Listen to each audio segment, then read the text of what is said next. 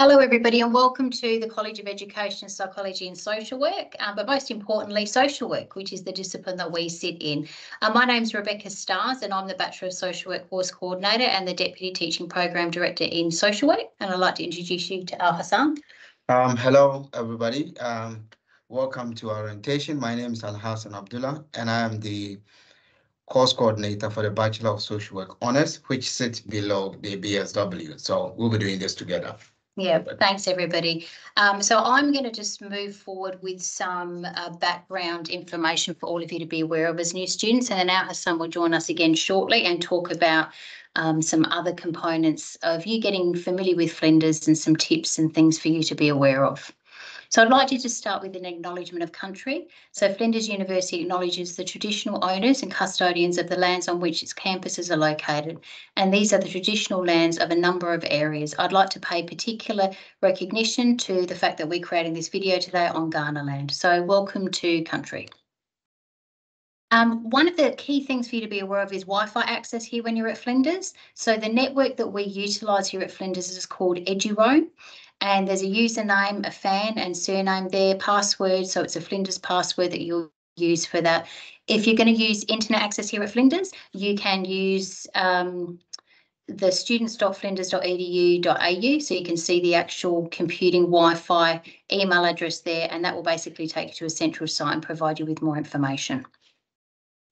New students link. So the new student section of campus now has information on how to enrol and how to register in classes. So things have really been simplified to try and make it easier for each and every one of you to be able to enrol in your classes and actually also register for components within the topics, which might be, for example, enrolling in the topic, but then needing to actually register for tutorials or seminar groups and a certain group that you want to sit with.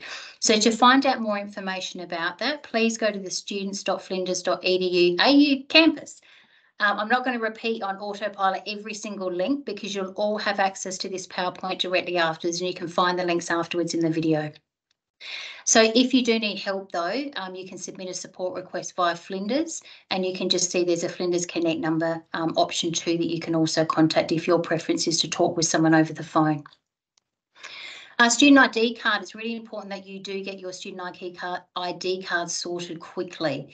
So in order to order my ID card, as you can see here on the screen, there are some key tips to do, and you just need to go into the quick links section on campus and you'll be able to then order your ID card, and the system will actually then prompt you through a number of steps that you need to take in order for that to happen. But please get on to ordering your ID card if you have not yet done that. So enrolling and registering. Basically, in relation to enrolling, there's a number of steps there, as you can see in the bullet point list. So you log into the system, select your My Enrolment tab, agree to the declaration, scroll down, and you can see the number of steps there that you'll be able to follow in your own private time as you're enrolling. The registering for classes, which I highlighted in some previous slides, that's where you actually then register for tutorial classes, for example. And it depends on whether your topic coordinator has set up registration for the online group in topics, because each and every one of you here are essentially going to be either online students, or we've got students here who are attending City Campus. So with the City Campus, you will be needing to enrol, obviously, and register into particular workshops at City Campus, whereas the students who are actually enrolled at Bedford Park at Flinders, but they are choosing to opt for an online mode of teaching, you won't need to necessarily enrol and register in particular tutorials. So I think a tip I'd like to just say to you is please reach out to your topic coordinator once you've enrolled in a topic, if you are an online student, to just seek clarity around what the setup is for the online tutorials and sessions that will be happening when you are in that online mode. So getting familiar with your learning environment, Flinders Learning, which is referred to as Flow, that is basically our system that we use here as a learner management system.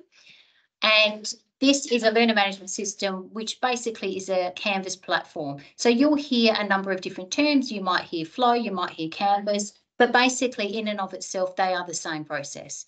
And your topic will go live 7 days before classes commence. So that means you are literally live now. So to find out more, you can actually go to the Flow textbooks and sessions via the orientation planner. So getting familiar with your learning environment. No, sorry, that was the slide we just had then. Where is this? Sorry, everybody, bear with me.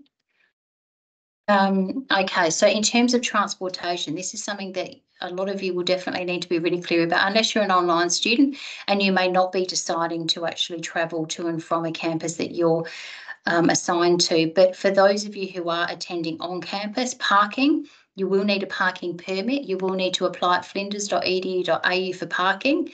In terms of the train system, we have a Flinders railway station, so there's a direct link from Bedford Park to the city centre, and it takes about 22 minutes to get to the CBD.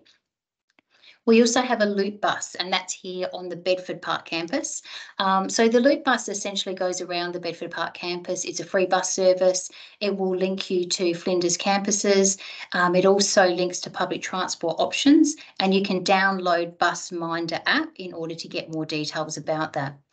In relation to the buses, so if you are travelling through the transportation of bus services, then just to be aware that from Registry Road here at the Bedford Park campus and also at Flinders Medical Centre, or you can also get a bus which will essentially go from the University Drive. And you can check Adelaide Metro for timetables and routes around that. And it takes about 40 minutes to the CBD via a bus service, because obviously they make several stops and multiple stops at different points. It's not always a bus service that will go direct from Flinders to the city centre. So that's something for you to just personally look at when you're going through Adelaide Metro, and just look at whatever is going to work for you. Obviously, a lot of people like to have minimal stops and ensure that a bus service is going to pretty much get them where they want to go quickly and not have multiple stops along the way. Okay, scholarships. So just to be clear with everyone, you don't need to be a top performing student or considering yourself to have come out of wherever you've come out of in your previous studies as a really high performing student. Students are all eligible to look at information relating to scholarships. If you're finding yourself in a financial hardship or you're thinking, I would really benefit from having a scholarship, please look at students.flinders.edu scholarships. Have a read about the information. You may be eligible to apply. You might think that would be perfect. That will really, really help alleviate some of the financial pressures that I'm experiencing. Please take the opportunity to have a look, because you never know. If you don't try it, you won't get it. In terms of safety, just be aware that if you do experience or witness unacceptable behaviour or harassment, it is really important that you do make a confidential report while you're on campus. You obviously can remain anonymous. You don't necessarily need to give your private details if that's something you're worried about in terms of repercussions. You can look online and search for safety on campus at flinders.edu.au. Also, you can email the link that's just there, or phone. So again, your preference. Do you prefer online? Would you rather talk to someone on the phone? It's entirely your decision, but there's multiple options there around how you can report feeling unsafe on campus. Also, just to be clear, making a report doesn't initiate a complaint. If it's the first step, and you just want to talk to someone about it, they can then talk to you about what you might want to do next. And it doesn't mean that you're going into a formal, arbitrary or conflictual situation. And I just want to really highlight that, because the reports are then looked at by certain people, and they can just keep an eye on general safety and wellbeing for everyone on the campus. And they do have a look at this in terms of work health and safety legislation and safety whilst we're here at Flinders. Sorry, I need to keep clicking these slides and it's just going back in and out. So bear with me, everyone. Okay, so health counselling and disability services. This is a really fantastic service that Flinders provides. And through our services, you can actually see a nurse or doctor, and there's no charge for that. Chat with a counsellor. You can talk with a disability advisor about studying with a health or mental health condition. And you can access self-help resources through Flinders. So the key contacts are listed here on this slide. There's a contact number 9 to 5 p.m. weekdays. There's a counselling email address, central email address here, and a disability. And also a fantastic part of the service is that we also have an after hours crisis support line. So after the hours of 9 to 5, if you experience something, even over the weekend or after 5 p.m. through to the following commencement at 9 a.m. the next morning, if you have a significant issue, you can phone the 1300 number at the bottom, or you can SMS the 0488 number you can see right at the bottom if you do need some kind of assistance. I'm just going to hand you over to Al Hassan now and have a bit of a breather from this presentation. And Al Hassan's going to take over and talk to you about one of our fantastic services, the Oasis Student Wellbeing Centre. Okay, thank you, Rebecca. Yes, so I'm going to talk about Oasis. Oasis is one of our community well-being centers. It's located just near the house building. So when you are in, it's just you can ask anyone who direct you to Oasis. It offers a lot of services, so it's a place for you to get together, get to know your colleagues. If you're a religious person, there is a place for you to get in touch with your religious fellows and have some religious worships. And it's a place for you to have yes, chaplaincy services. Sometimes we also organize some sort of mindfulness, yoga activities, all of that in there. Oasis should be like your go-to if you want to have sort of a place where you kind of get in touch with other colleagues. Aside that, we also have the international student services. Those of you who are international students, you might be familiar with them. If you are not, they are a fantastic service that offers a lot of service to international students, not just before you come in, but after you are in. So when you are in here, you can still get in touch with ISS. They will answer a lot of questions. If you have any confidential matters, they are professional people. They have worked with a lot of them, Peng and all the other team. They will be able to answer all your questions. They understand you as an international student, and they will answer all your questions and facilitate your learning here. They will be able to share some social and fun activities that are specifically designed for international students, right? So we have a quick QR code here. You can click on it or use any of the links available to get in touch with ISS. The other services that we have here, all in the interest of promoting your well-being as well as supporting your study here at Flinders. We have services, we have student success and well-being advisors. We have one in our discipline here in social work. If social work is not your major, which I know all of you are doing social work, if you have any concerns, we have a student success advisor. You can get in touch with Rebecca and then she'll that person out to you. The student success advisor is there to help you and support your success within here. We have a prayer room at Oasis. As I said, conversation groups go on there in Oasis. It is a very spacious place and a fantastic place to connect with others.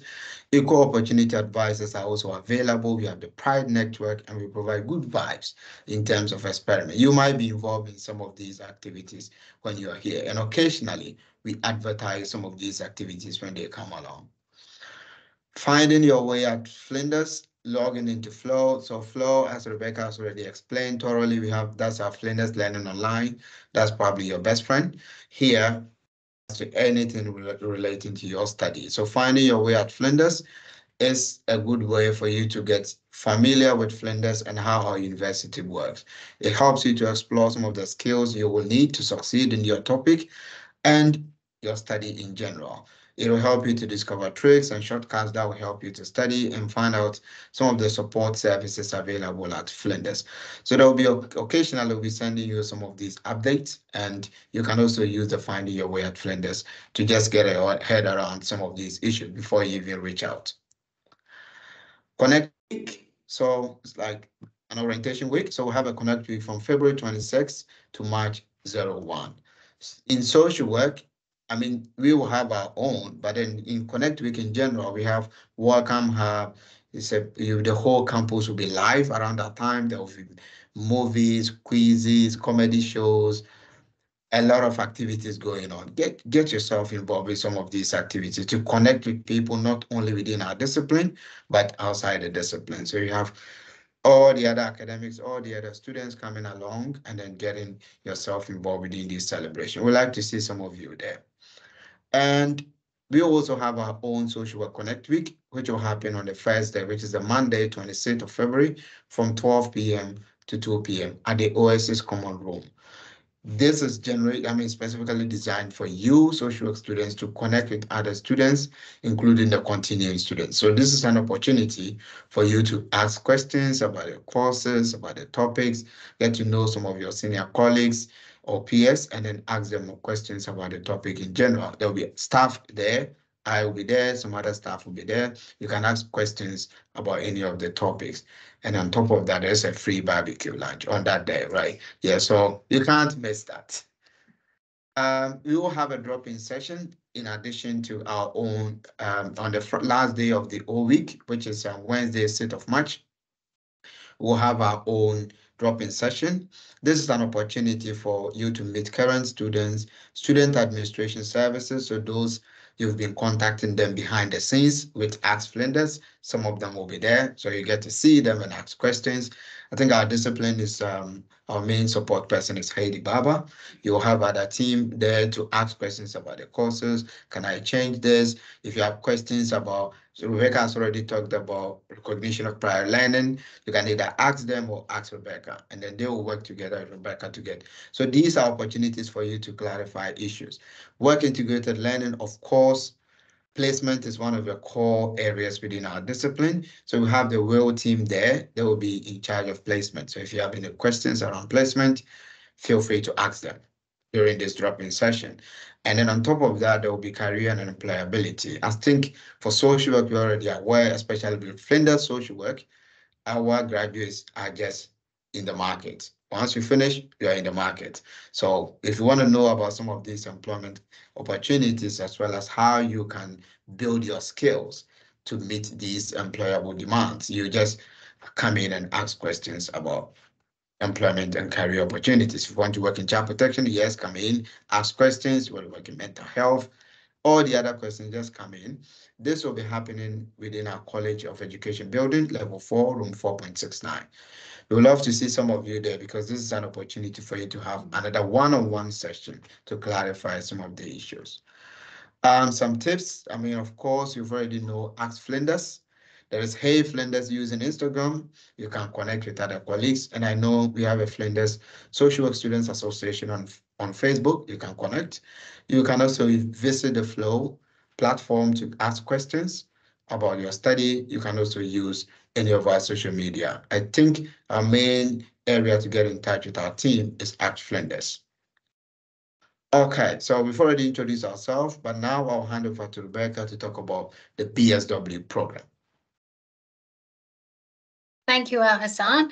And I'm just going to now talk through a couple of key points here for you to be aware of in relation to the Bachelor of Social Work program, which you're all enrolled in.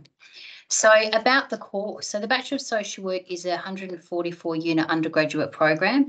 It is taught over a 4-year period full time, and the maximum time to complete the degree is in 10 years. And I just want to highlight to everybody that as the course coordinator, I work very closely with our course, our student course advisory officers. And if students do need to have a tailored course plan, if students are wanting to, for example, not have a full-time load of 4 topics per semester, and they may want to do a part-time semester at one point where they might pull back to just 2 topics a semester, you can see that that would then extend the duration beyond 4 years, for you to complete. But we do look at having a personalised, tailored course plan if you need one.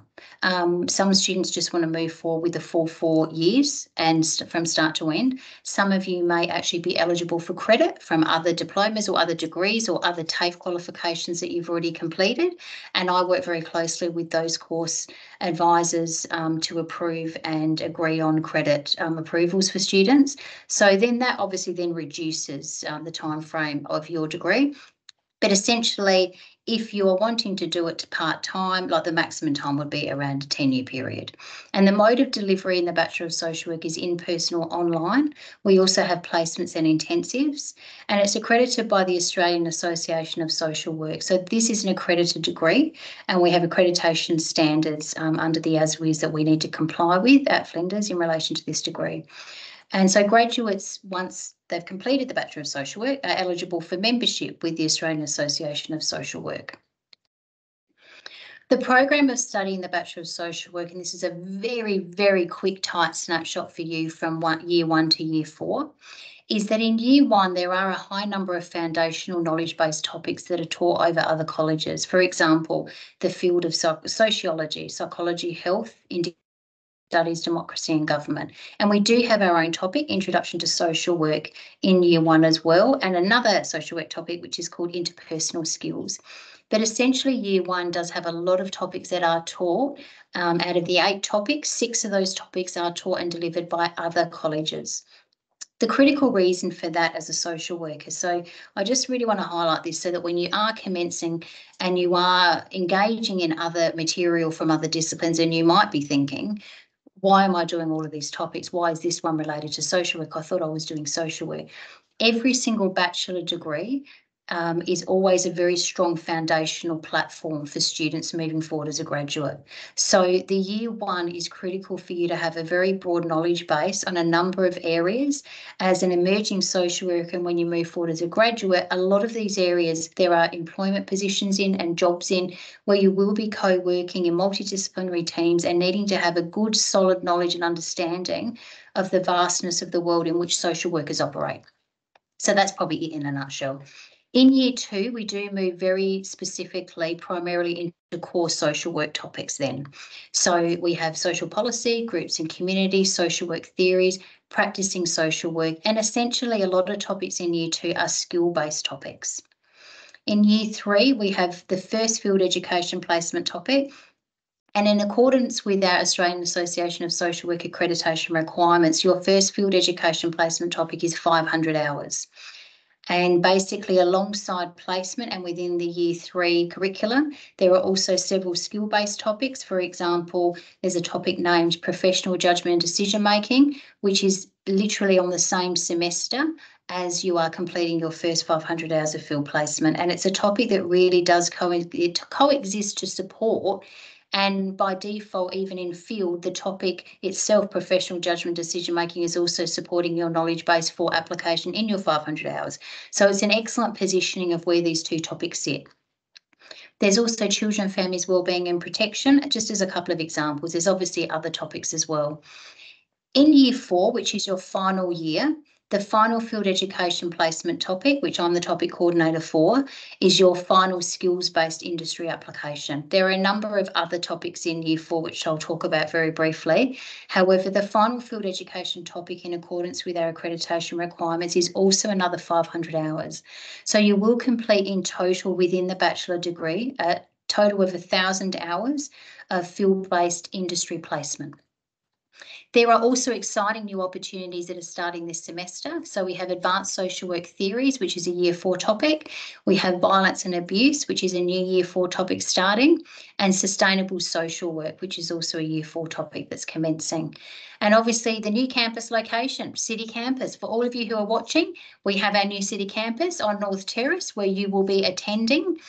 And for some of you, if you remain online or you are enrolled in City Campus and will be physically attending City Campus, we look forward to seeing you there. So it's a very exciting expansion really of Flinders University operations and of opportunities and locations that we're now teaching in. If you want to find out more about the Bachelor of Social Work, you'll see a link straight down the bottom there, the handbook.flinders link. You can go into that and then you can just self-navigate and really locate and find more information and just read through the pages. If you have any questions once you commence and you want to reach out to me as the Bachelor of Social Work course coordinator, you can email me. So you're familiar with my name here, and it's rebecca.stars.edu at Flinders. So you'll be able to find that detail anywhere on the system if you have a look. I want to also cover briefly the graduate attributes that exist within the Bachelor of Social Work program, and these coincide directly with our accreditation requirements.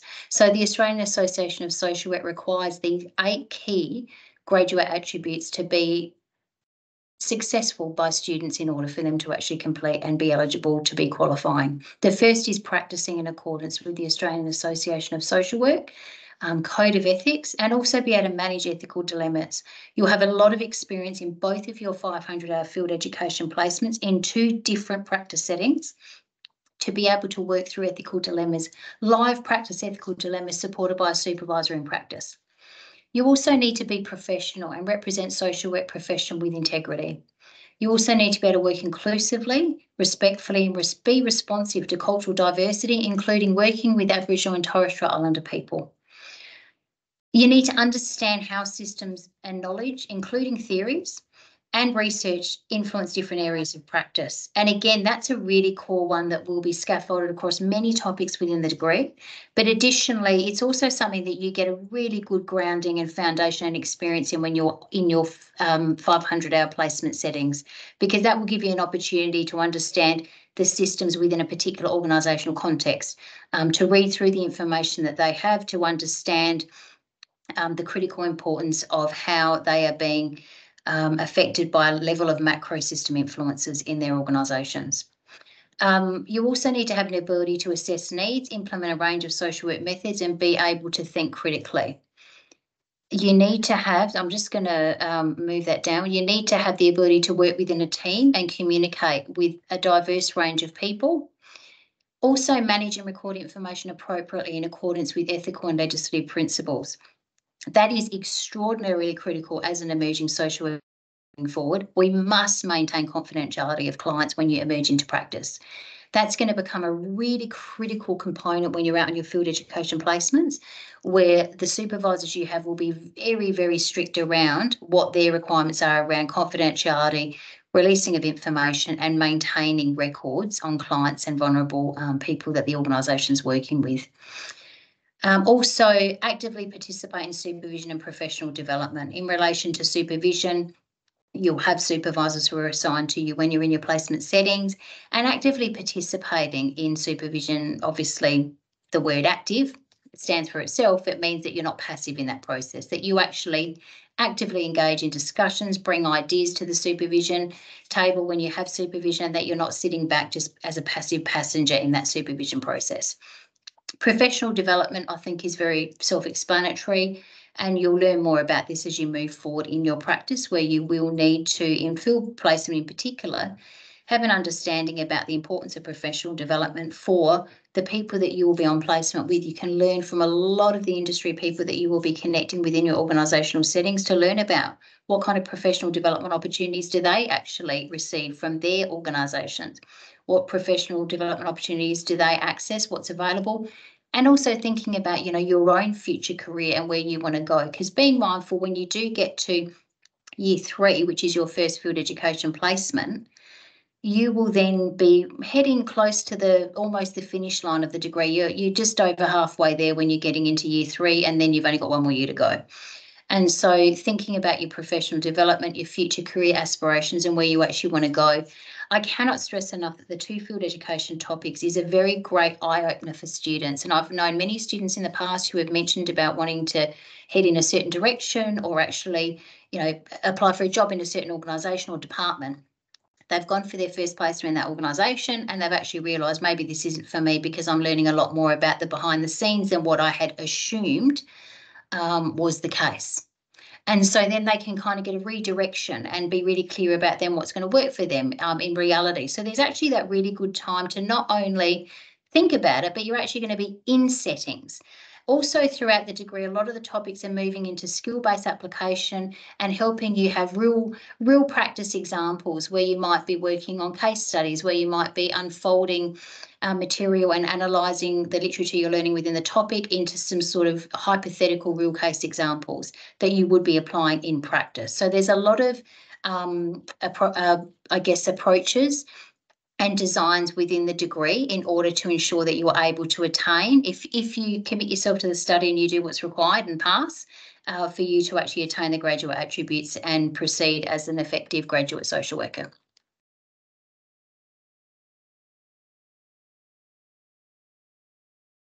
Okay, sorry, this is just frozen a bit. I'll just move that. Okay, so in relation to the general expectations, there are inherent requirements within the Bachelor of Social Work, and you can find those inherent requirements on the Bachelor of Social Work page when you go into that. There's also topic participation requirements, and I want to really stress that that's on the topic learner management system that I just talked about, which is FLOW. FLO is the acronym. It stands for Flinders Learning Online. When you go into FLOW and you find your topic page for the topic that you're enrolled in, you'll find that there's a lot of different modules that exist within each of the topics. So you just go through the modules and you'll be able to find what's referred to as a topic information booklet. The topic information booklet will have very detailed information in relation to the requirements for that particular topic. And it's really important that you read each of those topic information booklets so you do verse yourself and you're really clear around the requirements for attendance, the requirements for engagement, and that participation component. There's also information, obviously, about the assessment requirements in the topic, and you can just educate yourself very quickly so that you're really on point to succeed in semester 1 moving forward. We also have the Charter and Professional Conduct for student social workers. You can access that from the BSW main page on the Flow system. All of you, once you're enrolled, you will have eligibility to immediately receive access to the Bachelor of Social Work Central degree page, which I oversee. So it's the general course page across the whole 4-year degree. And it has critical information that's stored there, such as the Charter on Professional Conduct for Student Social Workers and other documents as well, key accreditation documents and things to really educate yourself about other components that exist within the degree. There's also recognition of prior learning, so that only applies though for first placement students. So I just want to highlight that if you do have a background where you have had extensive experience and you feel that it may be relatable to give you recognition as a social worker, you can make inquiries about the recognition for prior learning, and you may be eligible to apply depending on whether you meet that criteria. But we do absolutely recognise at Flinders that there are a very multifaceted range of students that come through the BSW cohort. We have a number of students coming through straight from school leavers, really, so finishing year 12 last year and you're straight in here. We also have mature age students who may have had extensive decades of experience in the industry and just decided at a certain point, I want to now complete a degree. And we also have students that are in between who might be working part-time and then wanting to just do this degree part-time at the same time. But either way, if you do have a lot of experience, and this is predominantly work-based experience, and obviously it can include volunteer work if there's key areas that have been relatable to human service practice, you may be eligible for that first placement recognition of prior learning. So it's just something I just want to flag with people so you are aware of this. I think I'm now going to yes, I am. I'm going to hand you back to Al Hassan, and he's just going to talk you through the Bachelor of Social Work Honours Program. Thank you, Rebecca. That was very good and quite detailed. We hope you have all the information now to get you started. I'm going to talk about the Honours Program, which sits at the end of the BSW program. So in the first 3 years of your degree, you will have nothing to do with honours. But then some of you will be coming into honours in your final year. So the honours program emphasizes research. So at the end of your 3 years, we check your GPA and then we look at your interest. If you're really interested in making a difference around research, then you come into the honours program. Technically, if you complete the honours, it means you'll be living with 2 degrees, which is a BSW, which is a main degree for practice, and then you get honours, which is an additional degree for research, right? So it is a 36 units AQF level 8 topic embedded within the BSW. So as I said, the first 3 years, nothing to do with honours, but then you have a research topic in your second year. And that research topic is to give you the foundational knowledge around research. So after taking that topic, if you think that, no, look, this research is for me, we want you to then strengthen your GPA so that when you get into 3rd year, have a conversation with me. You can still have a conversation with me along the way. And then we will then help you to come into honours. There are 2 main criteria for you to get into honours, which the first thing is that you have to be in 3rd year, semester 1. So that's the first thing. The second one is that you have to get a GPA of 5.5 across the 3 years. So by the 3rd year, semester 1, your GPA should be 5.5. If your GPA is 5.5, we will invite you and then have a conversation with you, and then we'll give you the opportunity. If you are interested, then you will come into honours. The main benefit, there are a lot of benefits which I will touch on, but when you come into honours, then your curriculum will change in the final year. You'll be doing 18 units of thesis, which is you investing your whole year, investigating a problem to find a solution. And then you also take additional research topic, which is the research principles and practices. So that's the honours component. We have other coursework topics which you will be doing alongside the other BSW students, such as violence and abuse, sustainable social work, and advanced theory. Okay, what are the benefits? Why should you even come into honours? So the first thing is that it is a platform for you to investigate a problem of your interest. So say you have a lived experience, say you've had a practice experience. There are some issues you think, why is this happening? You have a question about it, you want to investigate. Honours gives you that platform for you to then work closely with one of our supervisors, which is one of our teachers, lecturers, to investigate this problem and generate a solution or knowledge. So you contribute to knowledge at the macro level. It is a direct, provides you a direct pathway into PhD. So you will not be doing masters if you graduated honors. Straight away, you can go into PhD. So if you are someone who has the ambition of going into PhD just after your bachelor's or maybe in the near future, we encourage you to use the honors pathway in your final year. As I said, it gives you the opportunity to work very closely with one of our research mentors, which are the lecturers here, on your topic. They will guide you, the experienced researchers, they will guide you to investigate the problem and complete within the time. It gives you a platform for you to have an extensive research training. You will have a prior research training in second year. Thanks to Rebecca, we have that now. So you have a second year research training that gives you an exposure or a platform. But when you come into honors, we extend on that. So honors gives you that sort of platform to have that extensive research training. And it gives you a platform to develop high-level writing skills, especially how do you write research articles, how do you write research reports, how do you write research proposals. So these are high-level writing skills. Honors gives you that platform. If you want to learn more about the honors, here is the link. Go into our handbook, and if you have any questions, I am always here. You can send me an email and then we'll have a conversation. And some of you, I will be having constant interactions with you to see your interest and how we can module that to make sure you meet the criteria to come into honors. All right, so that is that for the end. Yeah. And we obviously don't have any questions, everybody, but there's other presentations that we're doing where we will have people live in the room. So we're using the same PowerPoint. So we'll just keep moving and say a big thank you to Al Hassan for doing this with me, and welcome on board the Bachelor of Social Work program. If you're keen on honours, you now know Al Hassan Abdullah here, who's actually our coordinator in that area. I look forward to all of you joining at City Campus, as well as those of you who are online for Bedford Park. Welcome to the program. I hope to have contact with some of you as we move forward in year one. And remember, the first year is foundational. And please remember, you need to have that broad understanding of the world around you in order to be able to be an effective social worker moving forward with your Bachelor of Social Work program. So that's a goodbye from me, and good luck this semester. Yep. Welcome and goodbye. We look forward to seeing you, working with you. Rebecca, I'll be teaching you at some point. I'll be teaching you at some point. We are always here to answer questions. So feel free to send us an email if you have any concerns. Yeah. Okay. Bye-bye. Bye, everyone. Oh,